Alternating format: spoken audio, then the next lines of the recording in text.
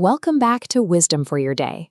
Sit back and get ready for some knowledge from real people with life lessons you can apply to your journey today. Albert Einstein is a household name, the global symbol of effortless, innate brilliance. We tend to view his success as the inevitable outcome of a mind that simply saw the world differently from birth. But his early years were defined by developmental and social friction. He didn't speak until the age of 3, causing his parents to fear he had a cognitive disability. Later, in the Prussian school system, he was alienated by a teaching style that prioritized rote memorization over actual inquiry. By 15, he was a high school dropout.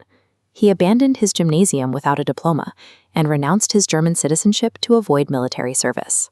For 5 years, the man who would eventually redefine the universe was legally stateless.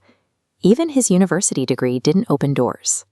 Because he skipped lectures to study theoretical physics on his own, his professors refused to give him recommendations.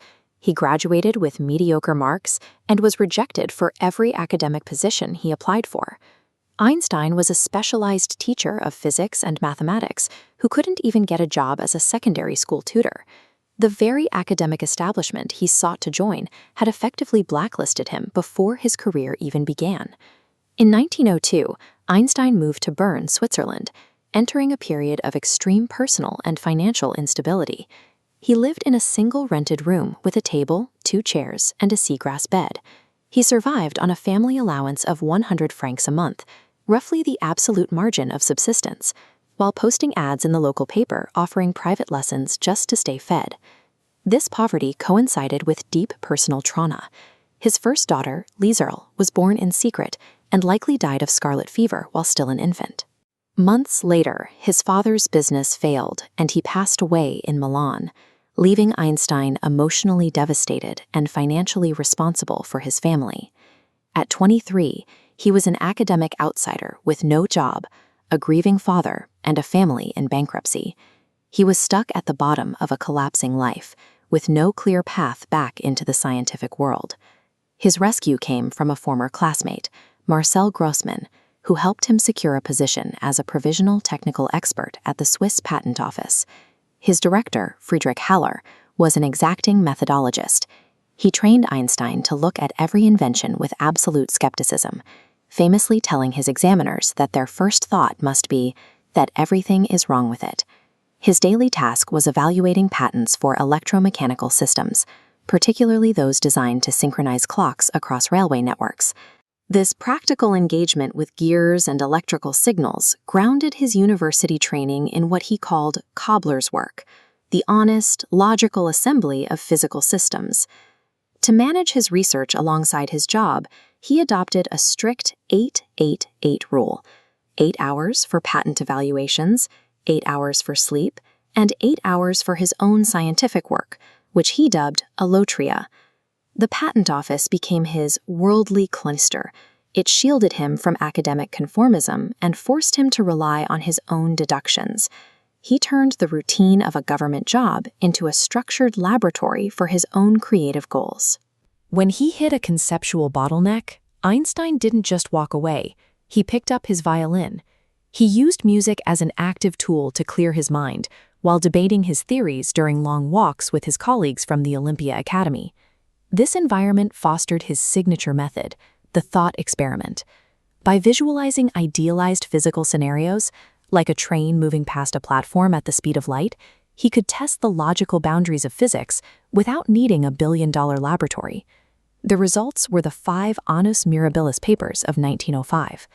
While still a third-class patent clerk, he proved the reality of atoms, showed that light acts as discrete packets of energy, and introduced the special theory of relativity. Even with these breakthroughs, Einstein remained at his patent desk.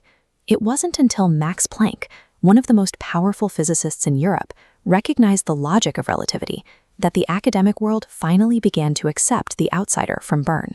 Brilliance was the starting point, but it was the combination of a disciplined routine and a mentor willing to challenge the status quo that finally allowed Einstein to exit the patent office. By 1919, Einstein's general theory of relativity faced its ultimate test. He had predicted that the gravity of a massive object like the sun would actually bend the path of light traveling from distant stars. During a total solar eclipse, British expeditions measured the positions of stars in the Hyades cluster as they passed near the sun. The starlight was deflected by exactly the amount Einstein had mathematically predicted. He became a household name overnight, celebrated as the man who had corrected the Newtonian universe. But this level of public validation brought its own set of dangers. In Weimar Germany, his rapid fame triggered a nationalist and anti-Semitic backlash. Radicalized groups attacked his work as Jewish physics, and following the assassination of his friends, Einstein faced death threats that forced him into exile. Even the Nobel Committee was compromised by this bias.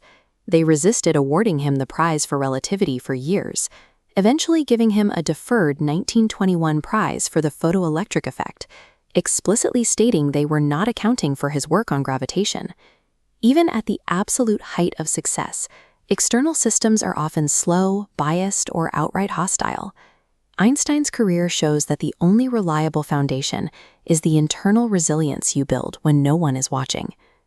After moving to Princeton in the 1930s, Einstein spent his final decades in quiet research, but he never abandoned his love for practical problem-solving. He spent years collaborating on inventions that had nothing to do with relativity, designing a safer, valve-free refrigerator and a bone-conducting hearing aid. He remained a cobbler at heart, using his mind to address the material struggles of people around him. Einstein's life demonstrates that institutional exclusion doesn't have to mean intellectual stagnation. By mastering a rigid routine and treating a 9-to-5 job as a laboratory for skepticism, he proved that the most radical ideas often come from those the system tries to ignore.